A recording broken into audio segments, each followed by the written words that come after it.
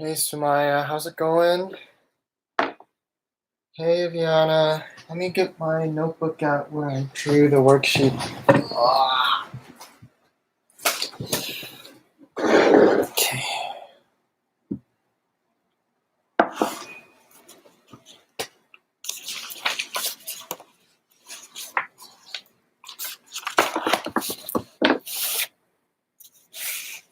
Cool. Okay. So here we are.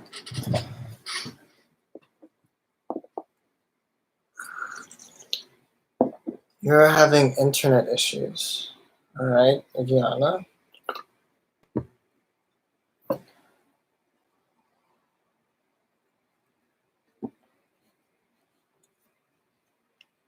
Viana, did you notice I put in some grades last night on People Path? On the scheduler? You have limited data on your phone. All right. I'm just making sure, not in trouble, obviously, I know everyone's situation is a little different. And we got to work through it together.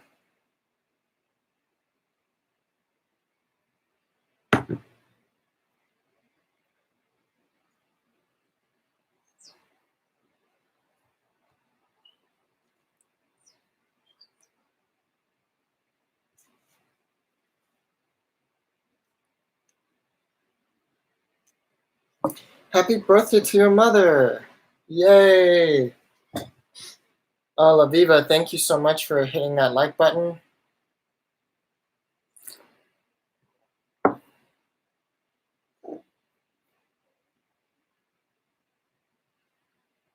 Oh, I love pansies. My mother herself is just planted some azaleas in her house in Atlanta, and I keep on telling her to plant roses, and that's what will make me come back. She always says, "You never come back. You never come back home." I was like, "Yeah, I don't really like Atlanta that much, but if you plant roses, I'll definitely come."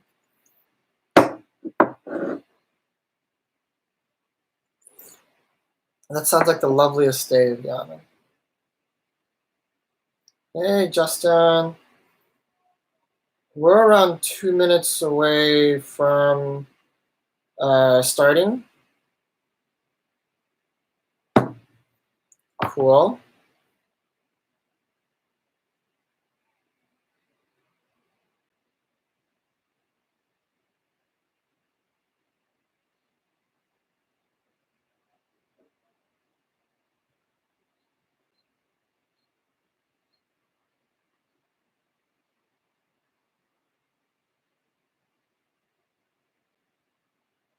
Aww. I love roses. I don't think they're the prettiest of flowers. I think a lot of domestic breed. I think wild roses are really nice, but the domestic breeds have been so selectively bred that they just, I don't know. I just feel like there's too many ruffles, too many petals. They don't even look like flowers anymore. They look like little pom poms. They look like carnations. So I don't like those roses. But the reason why I really do like roses is nothing quite smells like a rose. I feel it is the best smelling of all the flowers. Yeah, they are quite cliche, but they're cliche for a reason. They're classic for a reason. Yeah, but I think there are much prettier flowers out there. I'm much more partial to wild flowers. I think they smell great. There's a really nice rustic look to them. The only problem is they create so many seeds and they scatter everywhere. It's very hard to contain in a garden. Like if you have a lawn, then yeah, like rose tea is really great. But if you have a lawn, like eventually the wildflowers will invade your lawn and But the wildflowers also tend to attract a lot of natural pollinators like beetles and butterflies and bees and ladybugs. Ladybugs really like wildflowers, and that's extremely helpful because they are nature's pesticide, right? Natural pesticide. They eat lots of pests. But anyways, it's 11 o'clock. So, and we have 6 people in the stream. Oh boy.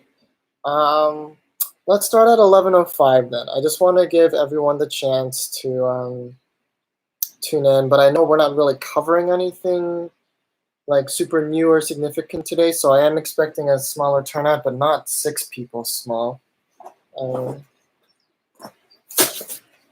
Never had these before. I'm gonna try them for the first time.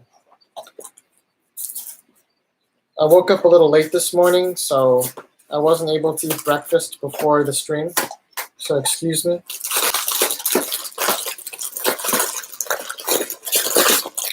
Let's compare these to goldfish.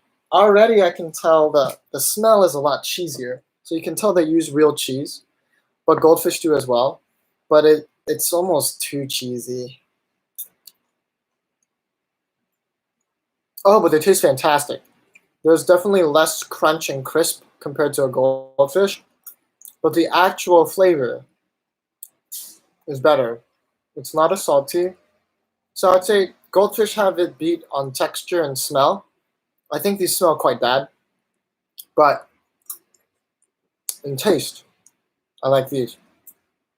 The thing that would make me go to these more than goldfish, besides the fact that they're cute bunnies, I think would be they're just not as salty. And I hate when things are over salted.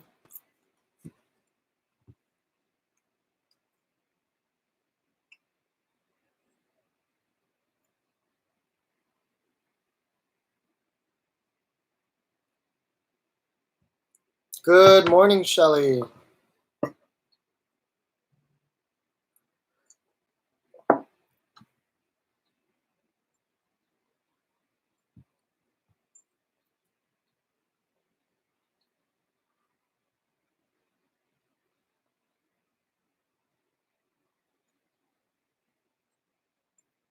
You figured out lunch. Hey guys. Hey. Hey. Oh, hey, what's up? What's up? I'm teaching class right now, but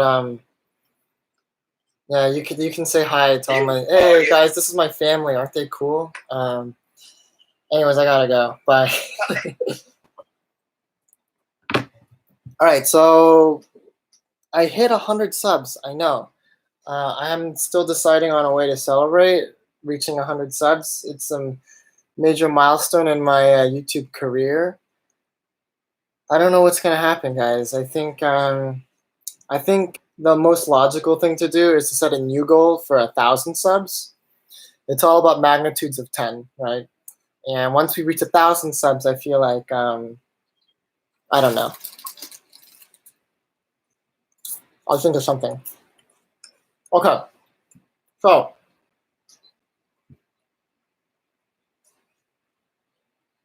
in the chat, just tell me so I can get a gauge of where we are and everything.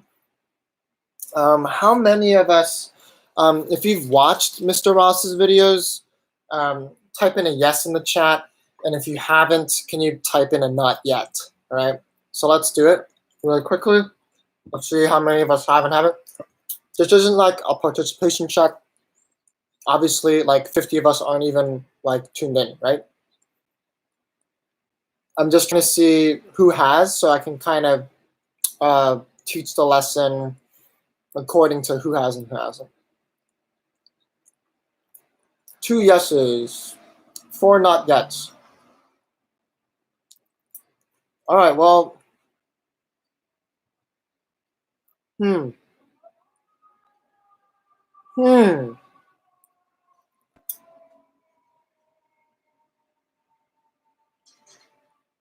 Then you know what?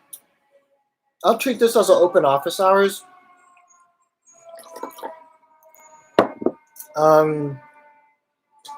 Here, I'm going to introduce a really short concept, and then this can turn into open office hours for like 10 more minutes. And then we'll actually go over the sheet after you guys watch Mr. Ross's videos, and answer the questions, because I'm not going to just go over this without you having watched the videos. There's no point to that, right? So the one concept I want to do is about transfers of energy, okay? And like the transformations of different energies, all right? So if you guys remember, an electric generator, right? So here we have a generator,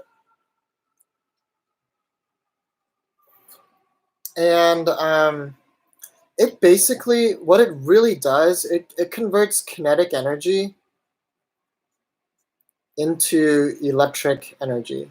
What is electric energy? I mean, what that really is, it's really just the kinetic energy of electrons, right? That's what I have when I have current.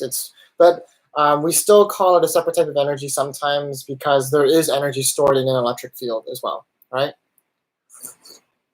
And when I generate an electric field, then there is going to be some amount of electric energy stored in that field. So electric energy is not just the kinetic energy of electrons, it's other things too. There are three ways of doing this, right? What this did is it changed flux.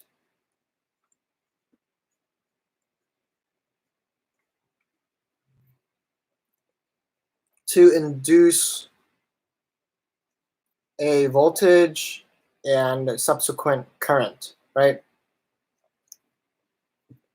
How do we do this? The most popular way was to have a uniform field and then a loop of wire that spun around. And when I spun around, I'm changing theta, and that changes magnetic flux because this is B dot A, right, which is equal to B A cosine theta, okay? The other way you could do that is by our railgun apparatus.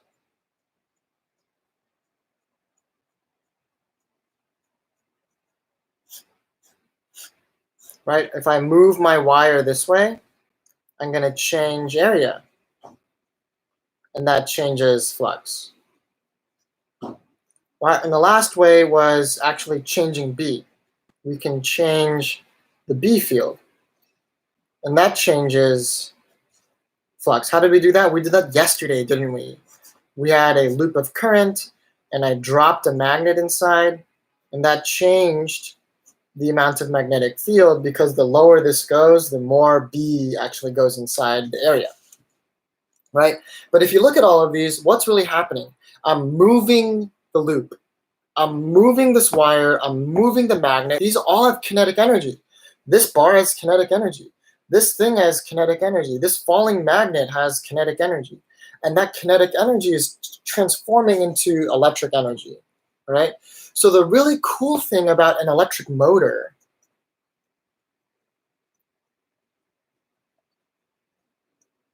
what is a basic electric motor? The one we've drawn in the worksheet, and the one Mr. Ross constructed he made it himself in his garage. Guys, do you know how cool that is? I wish I had a garage.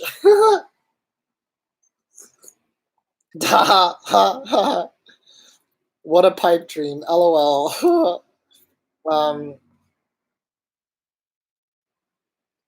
Oh, okay, yeah, basement. I also don't have a basement. Ha ha ha ha ha ha. That's so funny. So what are we getting at here? It's that exactly, Shelly. I have a magnetic field. So this is basically identical to the first setup here, right? Now I know if I move this, if I give this thing kinetic energy, I can generate some, thank you, Shelly, thank you, Mr. Rouse. I can generate some electric energy, right? Just by spinning it, I can generate electric energy. This is exactly how thank you, Meg. This is exactly how every power plant works, right? And on a very basic level, if we have someone on a bicycle running through this, the whole chain, so for a bicycle generator that's attached to something like this, what's the whole,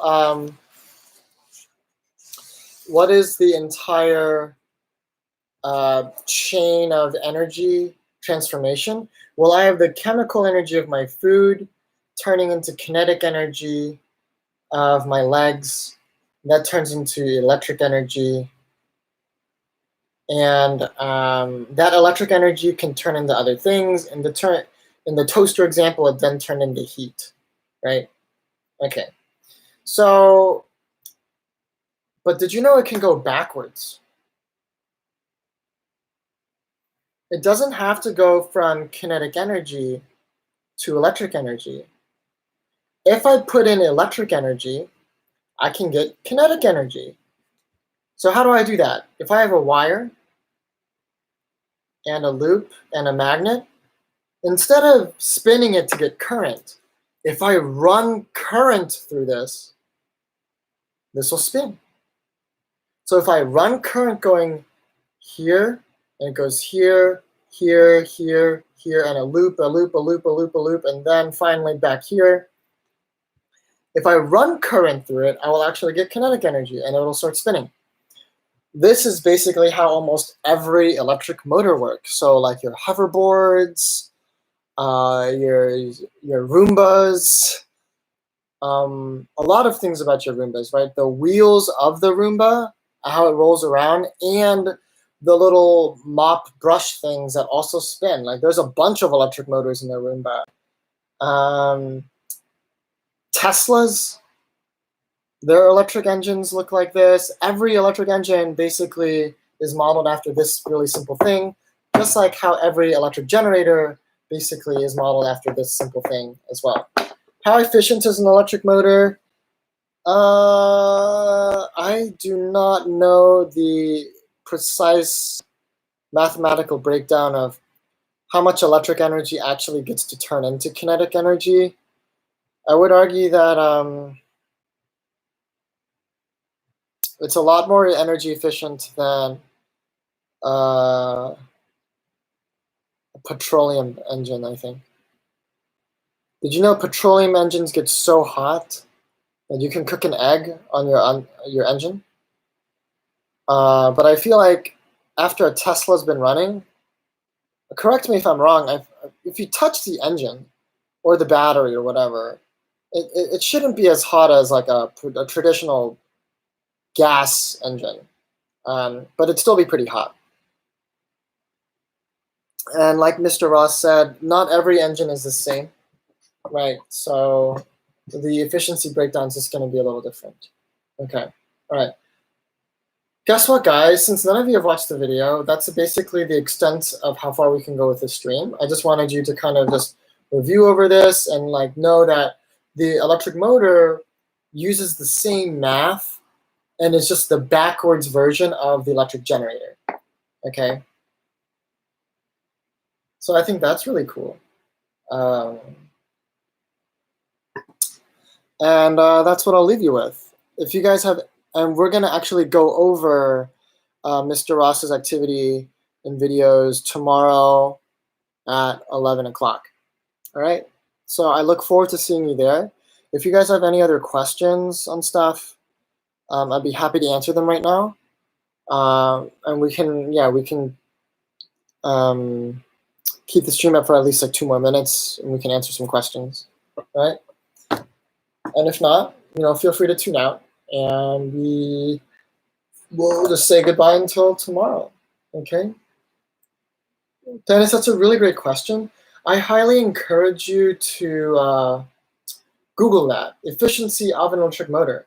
And you can learn about like all the different properties and the design considerations when making an electric motor that makes one type of electric motor efficient, one type of electric motor inefficient, okay?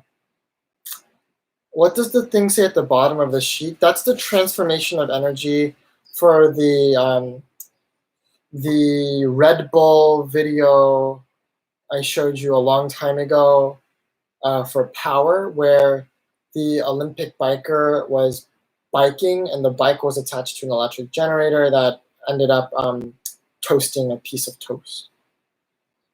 All right, Adam B., who I don't have as a student, what's your question?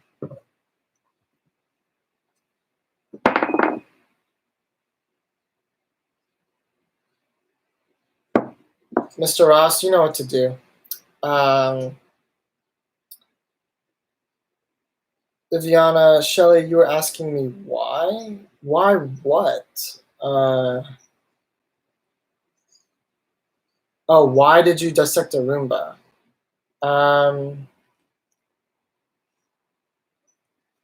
Oh, yeah, okay, cool, yeah, because it was broken.